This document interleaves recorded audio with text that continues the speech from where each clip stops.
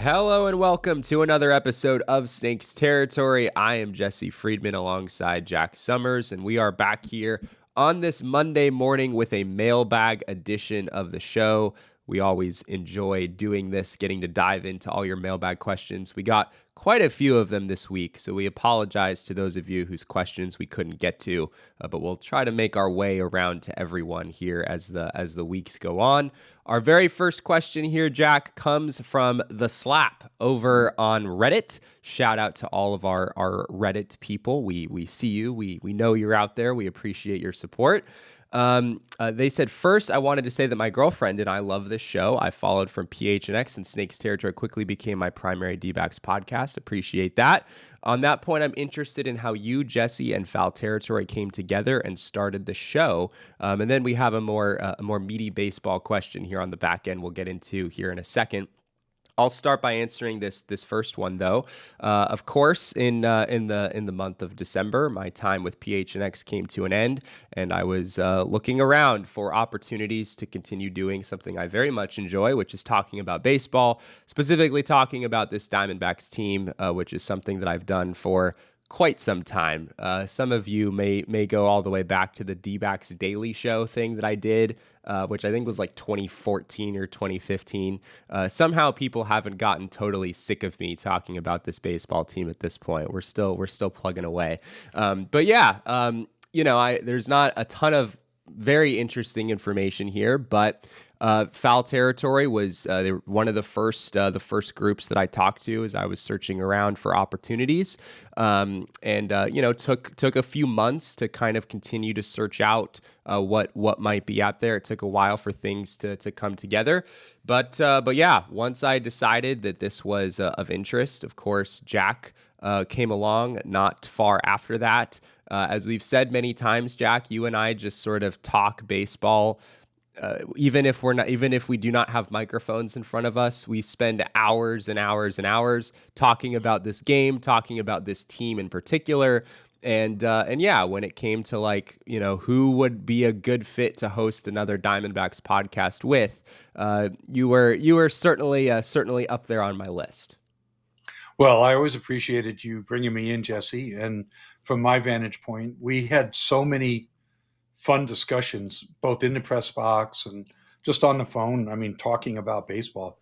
We would sit in the press box and for 3-4 hours at a time together, debating stuff, looking up stuff together, commenting and analyzing, and just had so much information to bounce off each other and so many good ideas.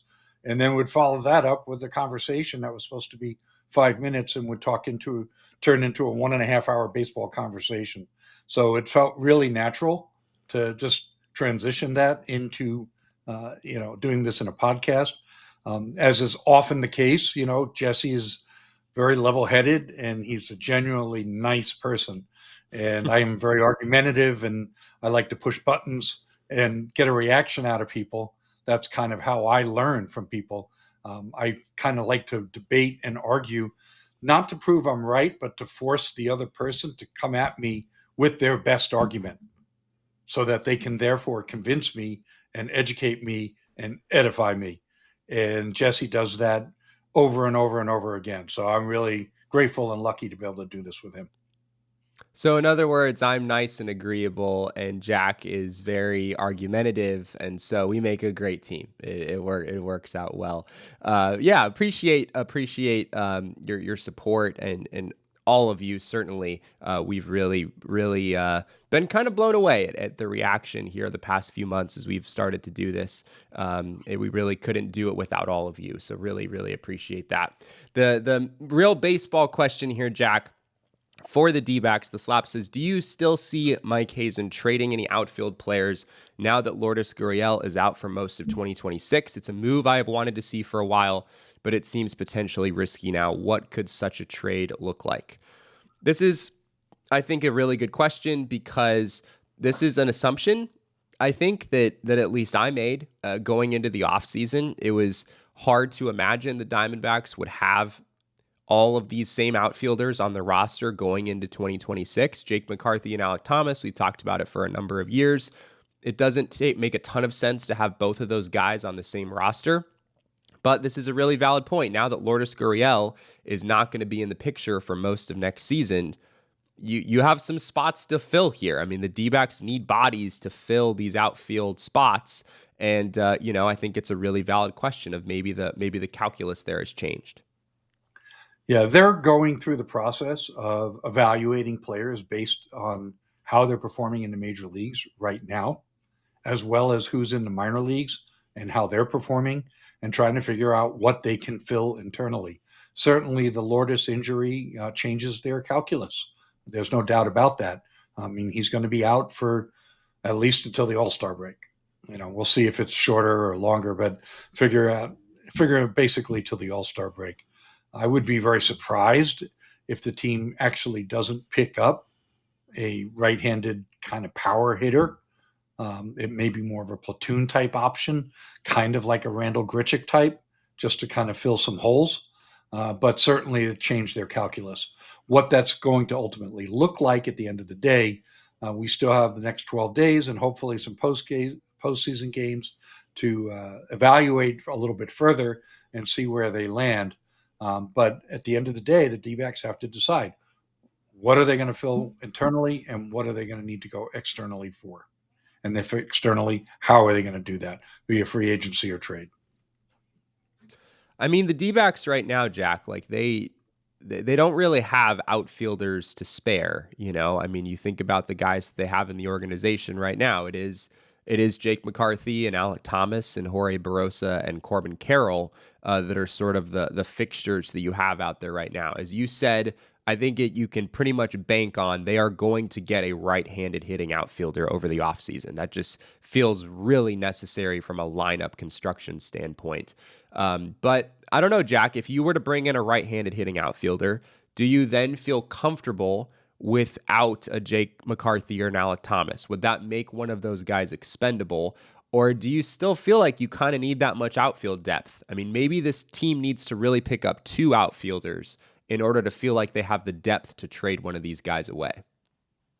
That's a great question. I'm not really sure. I do think that picking up one outfielder probably requires them to still move one. There's only so many plate appearances and games started to go around. Yeah, that's a fair point. So yeah, suffice it to say, there's still a lot of information to be gained on that front. I think at the same time, look, we're going to kind of get to this question because the questions surrounding the outfield, there's a number of them, and we're going to be fleshing it all out. But, who might fill some gaps from the minor leagues next year in 2026? Who could come up in 2026 and help fill some of that gap? That's part of the equation here. And it's just a little tough to answer that at the moment. Yeah, that's a good point. Well, yes, there are more questions along these lines. Here's another one from Reddit from AJTEITEL. With Lourdes Gurriel down, the only full-time outfielder next year is Corbin Carroll. After that, you have insiders who don't grade out to take the next step. Alek and Jake, players who have flashed, but with small sample sizes and inconsistencies, plus bonus positional versatility, those being Blaze Alexander and Tim Tawa. And then top prospects who are getting close to the show, Tommy Troy and Ryan Waldschmidt. With only so many positions that can be platooned, what would be the best combo and what is probably more of a transition year? Well, this is a very good question, Jack, and I'm not really sure where to start because I mean, if you pose this question to Mike Hazen right now, I'm not sure he'd have a very coherent answer, right now on September 14th, September 15th. Yeah. Could you put the question back up, please? Yeah. Because I can't memorize all of it. No, it's a great question. And actually, even though it's a mouthful, I really like the way it was framed.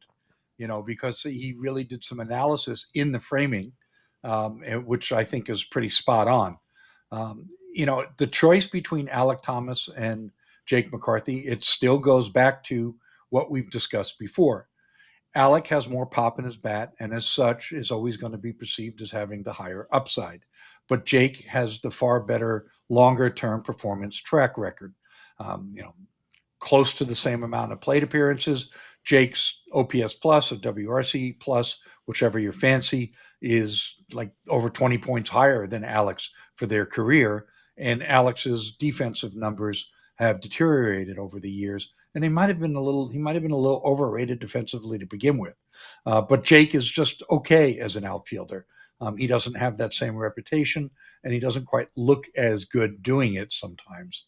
So I think that having both of them is redundant, and I'm really going to be surprised if both of them are on the roster come next year. The question becomes, if one of them is traded, which one is it going to be?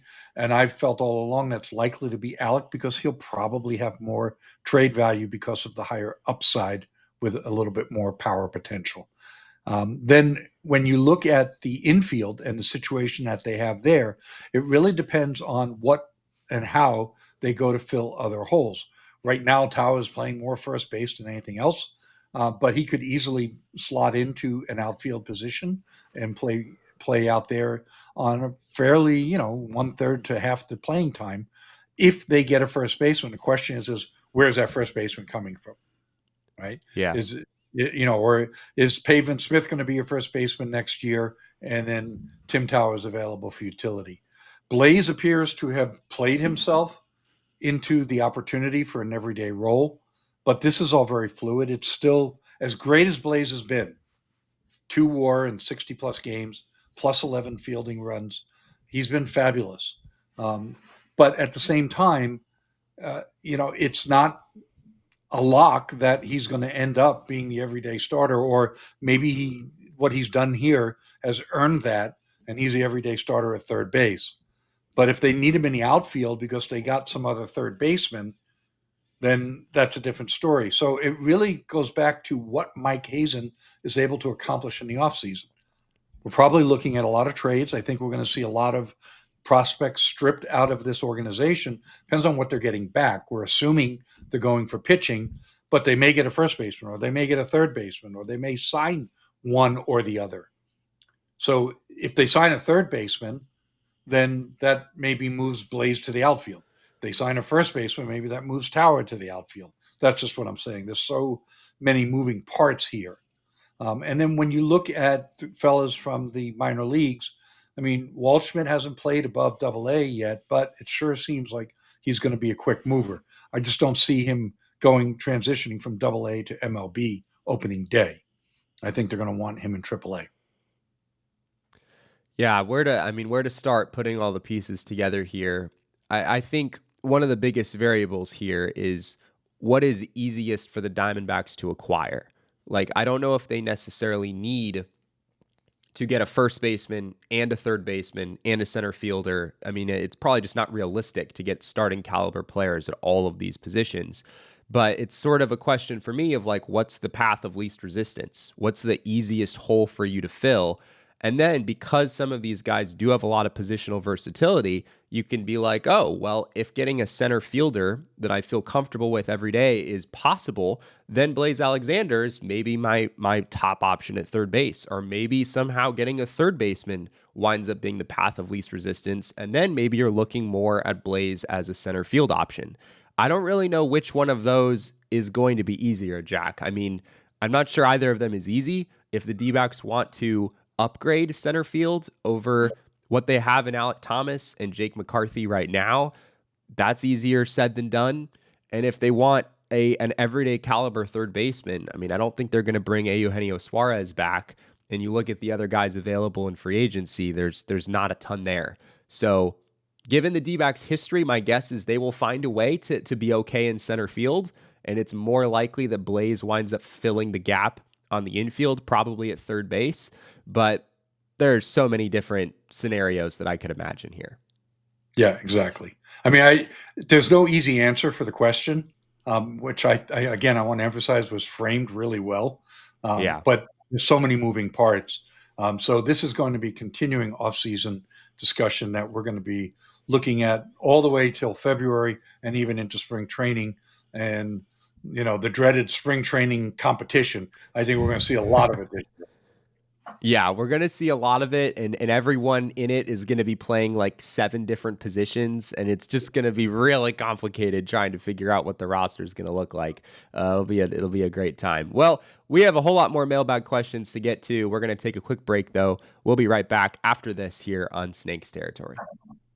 Your season, your shot. The NFL season is rolling, and every touchdown can bring you closer to a payout with DraftKings Sportsbook, an official sports betting partner of the NFL. Download the DraftKings Sportsbook app and use code FOUL. That's code FOUL to get $200 in bonus bets instantly when you place your first $5 bet, plus over $200 off NFL Sunday Ticket from YouTube and YouTube TV. In partnership with DraftKings, the crown is yours. Gambling problem? Call 1-800-GAMBLER. In New York, call 877-8-HOPE-NY or text HOPE-NY 467-369. In Connecticut, help is available for problem gambling. Call 888-789-7777 or visit ccpg.org. Please play responsibly. On behalf of Boot Hill Casino and Resort in Kansas, fees may apply in Illinois. 21 and over. Age and eligibility varies by jurisdiction. Void in Ontario. Bonus bets expire 7 days after issuance. See sportsbook.draftkings.com/promos. NFL Sunday Ticket offer for new subscribers only and auto renews until canceled. Digital games and commercial use excluded. Restrictions apply. Additional NFL Sunday Ticket terms at youtube.com/go/NFL Sunday Ticket/terms. Limited time offer.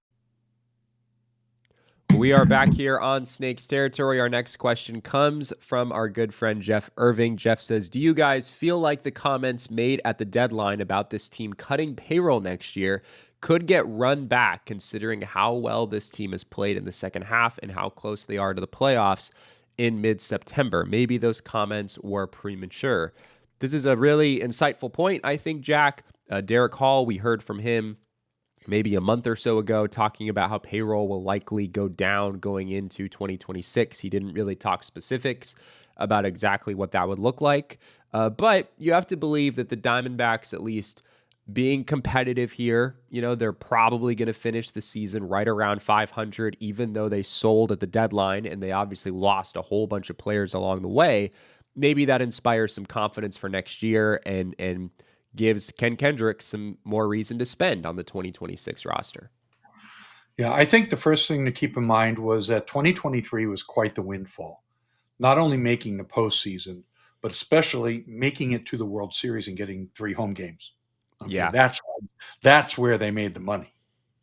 Getting the 3 home games into the World Series, that's where you make bank. Getting into a playoff series and a wild card series that you play on the road, and then going to a divisional series and maybe only getting 1 home game out of that, that's not going to give you a lot of playoff revenue. Give you a little bit, but not a lot. But getting to the NLCS or getting to the World Series again, that would make a big difference. So, if this team gets into the playoff and advances to the NLCS, then that might change some of that. But barring that, I don't think it's actually going to have that big of an impact. I think that their financial plan is their financial plan. I think it also bears mentioning that, let's face it, a big part of the Diamondbacks postseason chase narrative is that the New York Mets have just fallen off a cliff the past month or two, right? Have the Diamondbacks played pretty well? Yes. Have they exceeded our expectations since the trade deadline? Absolutely. But I don't know if they've done that to the extent that it looks like based on the standings right now. The reality is the Mets just lost 8 consecutive games, and that's a really big reason why they're in the position that they are right now. So yeah, I've said repeatedly, I'll have confidence in this team to make it to the postseason when they put up a 6-game winning streak. Time's running out to do that. Yeah, that's a fair point. Our next question here is also actually back over to Reddit. This is from Trying Again 1979. Who is going to leap from the Arizona Fall League to the major leagues the fastest in the D-backs org? This is another great question. Definitely a good one for us here because we have yet to hit on the Diamondbacks Arizona Fall League roster. I guess the most obvious name, Jack, in terms of who would help the major league team the soonest is maybe Dre Jameson, given that he's already been, of course, a factor on the major league roster before. He is among the list of names that will represent the D-backs in the Fall League. But I think another name that comes to mind for me is Kyle Ament, who has been out the vast majority of the season with injury, but is someone we talked a lot about at the beginning of the year as a potential bullpen call-up for this team. Heck, I don't even know if it's impossible that we see Kyle Ament come up to the big leagues here in these next couple weeks before the season ends. He's thrown pretty well down in Reno since returning from injury. Yeah, I don't even count Blaze as a prospect. I don't think that's who the questioner had in mind. In this case, he's just essentially a non-prospect player. You mean Dre Jameson, I Dre, assume. yeah. Okay. I said Okay. Dre, I meant Dre. I'm sorry. Yeah, no, you're good. So he's not a prospect. I mean, yes, he was back in the minors, but he's a major league player who's been dealing with injury and trying to come back from injury. And unfortunately, he needed a little bit more work down in the minors. And in the process of trying to get that, he got hurt again. So, this is a way for Dre to get more innings. But certainly Dre's going to have an opportunity to make the opening day roster again next year. But like you said, beyond that, the player with the most highest odds to contribute to the 2026 team is Kyle Ament. Beyond him, if you look at the players, Yordine Chalice, he was actually used as a starter this year as a means to accelerate his development. And the way Chris Slivka explained that to me is, if he's just going out there one inning at a time, number one, he's not getting enough innings developed. But number two, it's harder for us to get him to develop as a pitcher.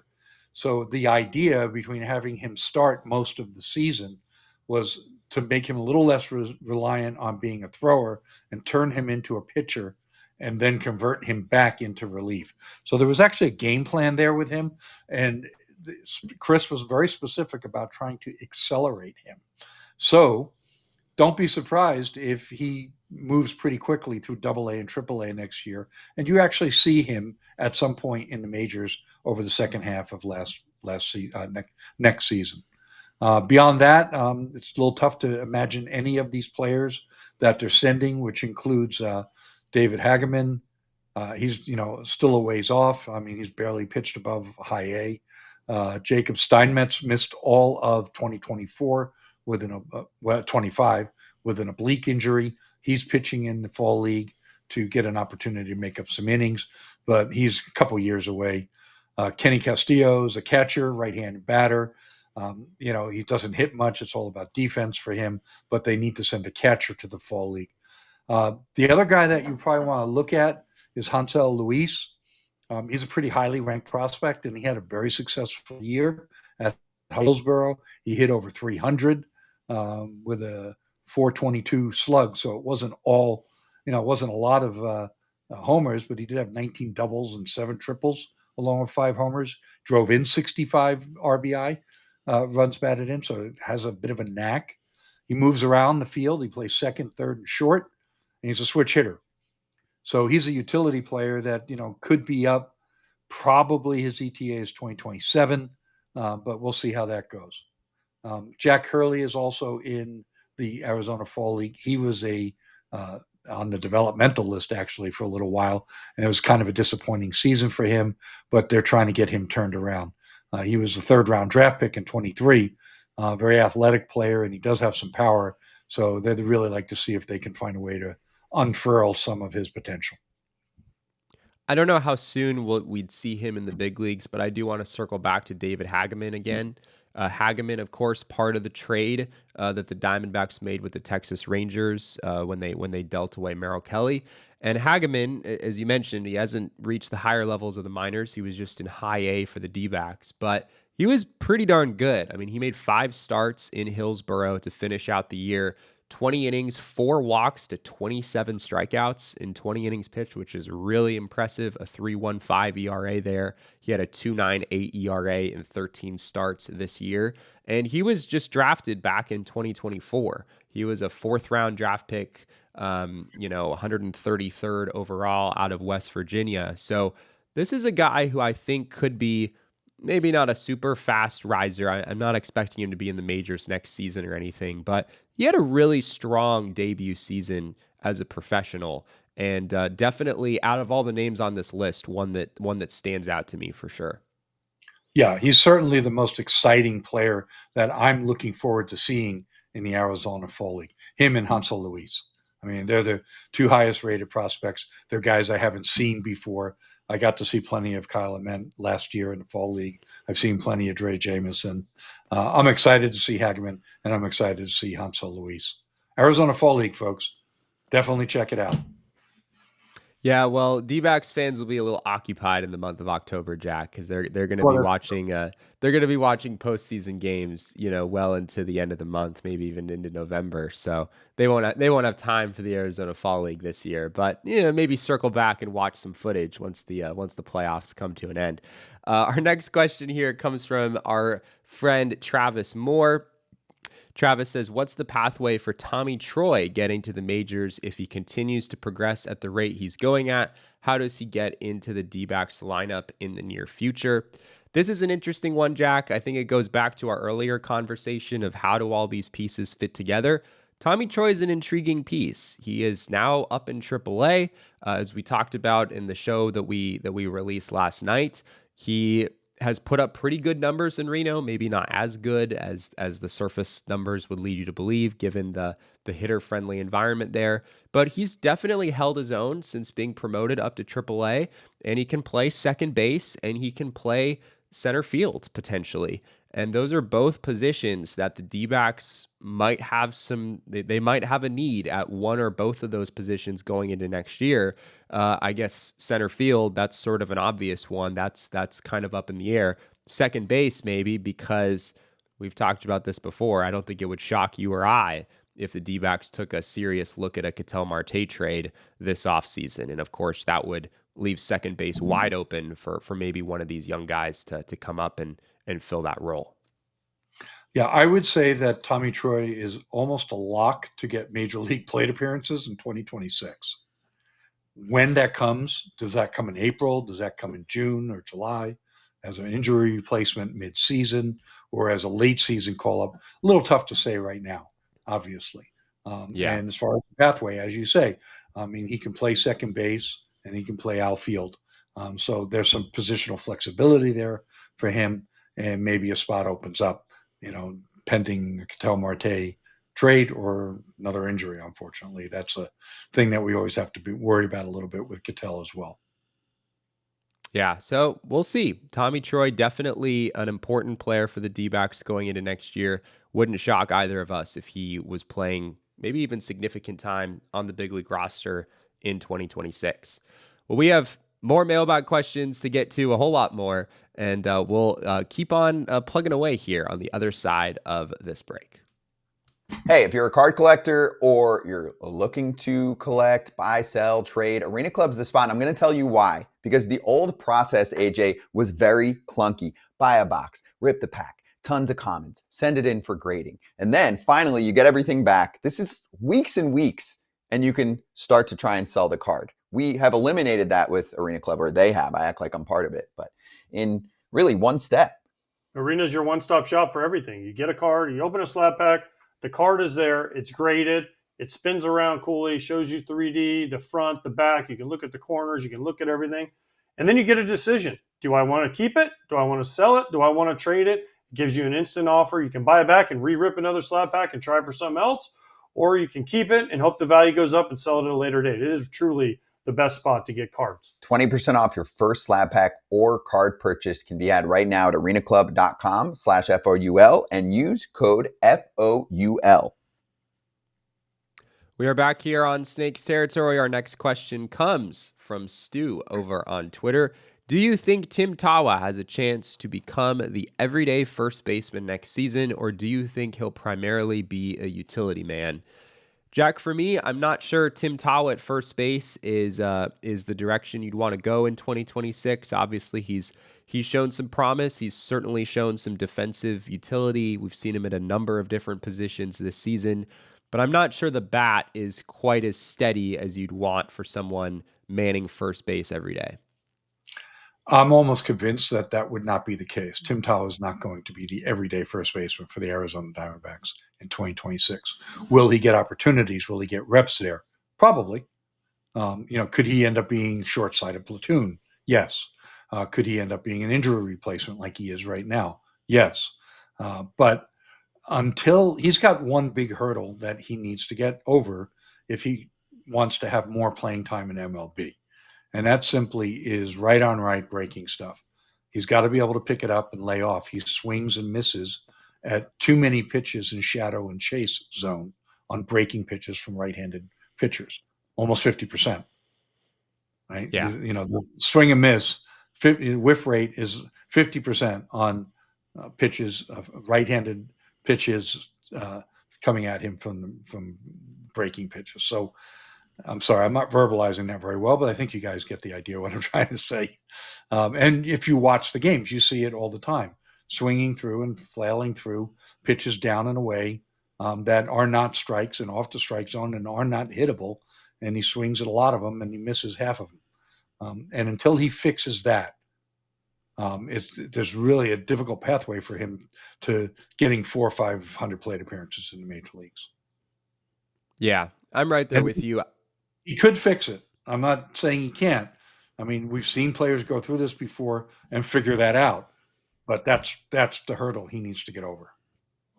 I think even Tim Tawa, overcoming these hurdles offensively, I just don't think first base is ever going to be the position that makes the most sense. He's not exactly built like a first baseman, for one thing. But beyond that, I mean, I think is legitimately a pretty decent defender, really everywhere. I mean, we've even seen him in center field look pretty decent out there. If you have a player who's able to play all of those different positions to a reasonable degree, then you probably want to take advantage of that. So maybe there's a world where Tim Tawa does have a specific home, but I would be really surprised if that was first base when all is said and done. At the same time, Jack, first base is a big question mark for 2026, and I really have no idea with where things stand right now how the D-backs are going to handle that. I mean, Tyler Locklear certainly has not looked great. He's now out for the season. Pavin Smith, believe he's going to be out for the season as well. He hasn't looked great for a number of months now offensively. So they have some options there, but I don't know if any of them are, exactly what you're looking for at that position. Yeah. It's interesting to look. Tim Tawa, defensive run saved on Baseball Reference, +2 in center field, +2 at first base, +1 at third base. I mean, and it passed that jives for me with the eye test. I mean, he's able to play all of those positions. And again, like you just said, Tyler Locklear's poor performance was quite disappointing before he got hurt. He was actually starting to come around a little bit. His September numbers weren't that bad. I think he had like a 120 something WRC plus for the month of September. So it really would have been nice to see if he was able to continue that. I think that teams tend to, they have the whole my guy syndrome, and guys that they trade for, guys that they target, they're going to give them every opportunity to succeed. And I'm pretty sure that Locklear is still going to have the inside track for playing time at first base next year. Whether or not he takes advantage of it's another question. Well, our next question is a fun one. This one comes from Mocha02 over on Reddit. Who's been the biggest surprise this season for you? Jack, I'll let you go first on this one. What do you got? Well, Mocha 2's flair there is Geraldo Perdomo. I mean, that's his chosen player. And from the positive side, look, I saw a lot of improvement from Perdomo last year offensively, and I thought anything like this coming. I mean, he's 1 home run shy of 20. He's been phenomenal all year. He leads the National League in Baseball Reference WAR. He's got 95 RBIs. It's just ridiculous what he's done. I didn't see anything like this even remotely. I don't know anybody that did.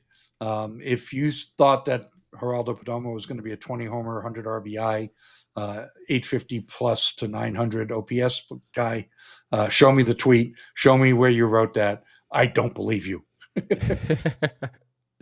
Yeah, I shouldn't have let you go first, Jack, because I think that's the right answer to this question. I think Geraldo Perdomo is definitely number one on that list for me. But for the sake of being different, it'd be boring if I gave the same answer. So I'm going to go a different direction.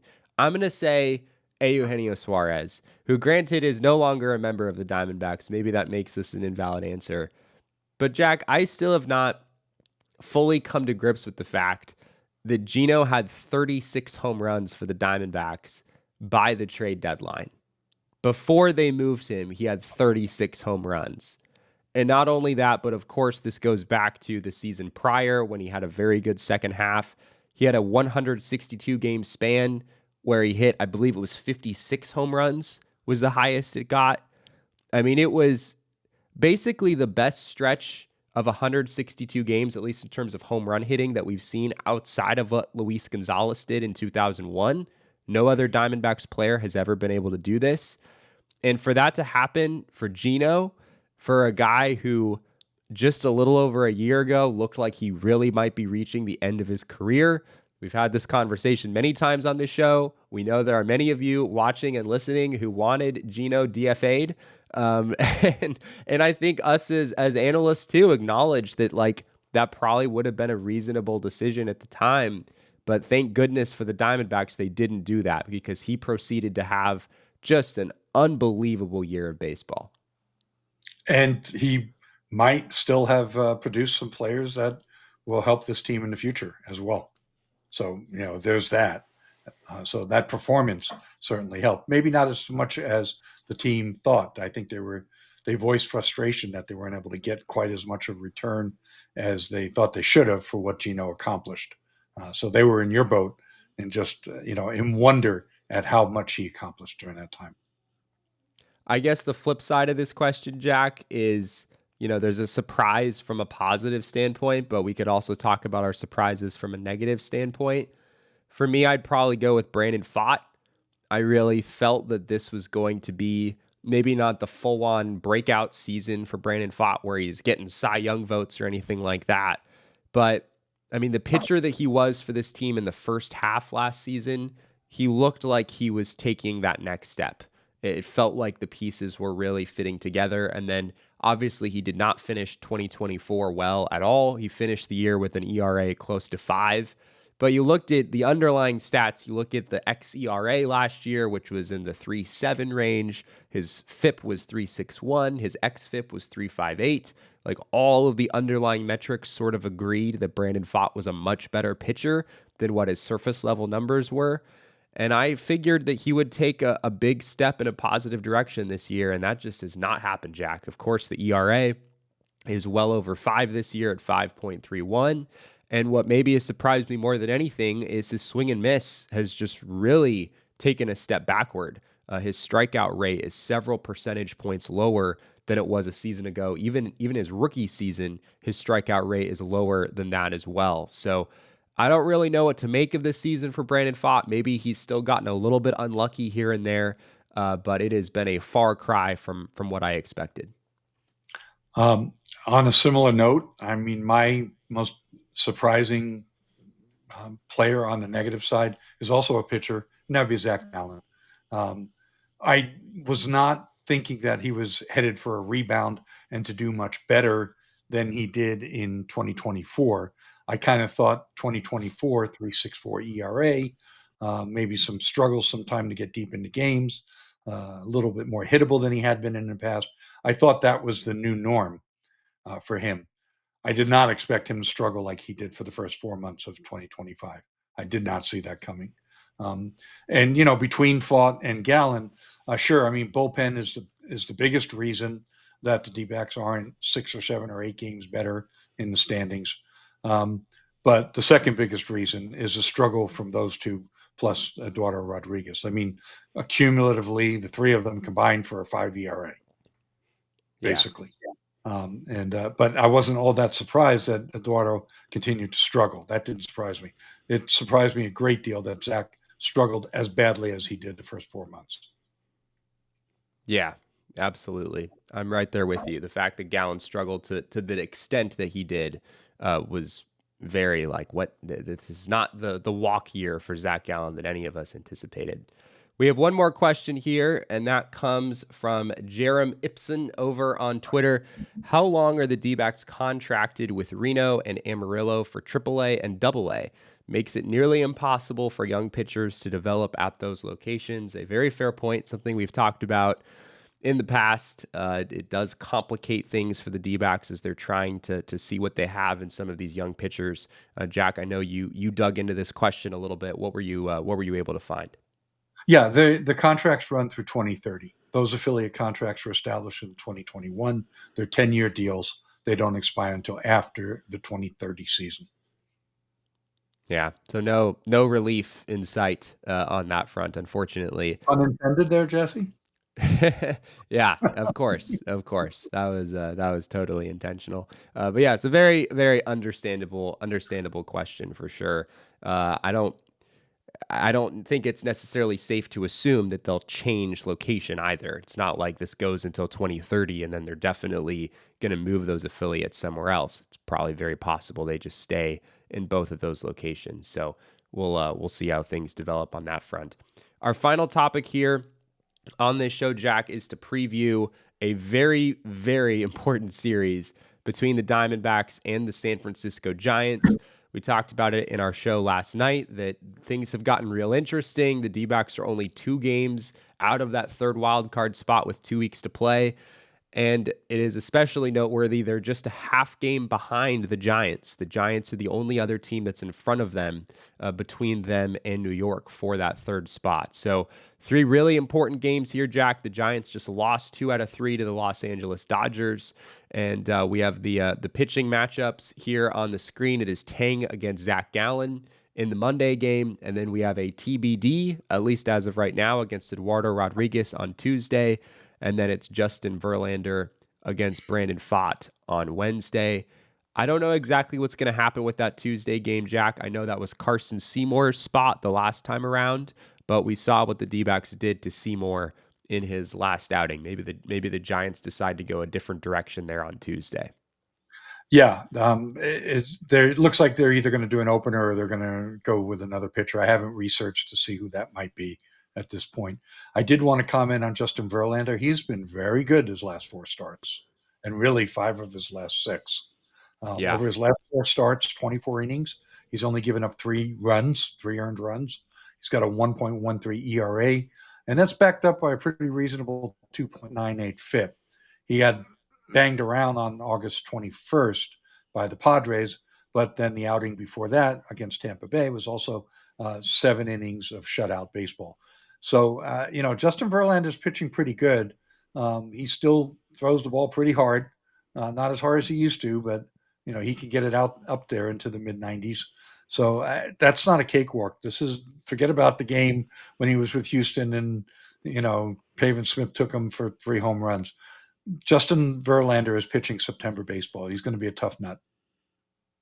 Well, granted, he is pitching against Brandon Pfaadt, though, and Brandon Pfaadt at home, Jack, has been quite a force to be reckoned with in 2025. So we'll see what that looks like on Wednesday.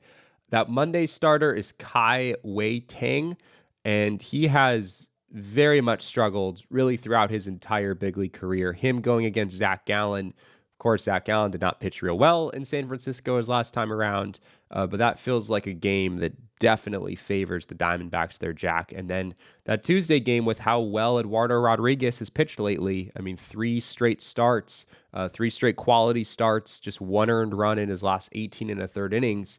You feel okay about the way that things line up here from a starting pitching standpoint. And that's kind of where I feel like the Diamondbacks are going to have to win a lot of games the rest of the way. Can Zach Gallen just finish well? Can Eduardo Rodriguez stay hot? Can Brandon Pfaadt find a way to finish well? These are guys that I think have the talent, right? I mean, I think all of these guys are better than what their numbers say this season. So it wouldn't shock me if the D-backs were able to get pretty good results out of that trio the rest of the way. Yeah. I mean, the formula for them winning also includes Ketel Marte's got to wake up. Yeah. He's got to wake up. I don't know what's going on with him. It's not, yes, he's hit a few balls hard, but the quality of his at-bats for the most part.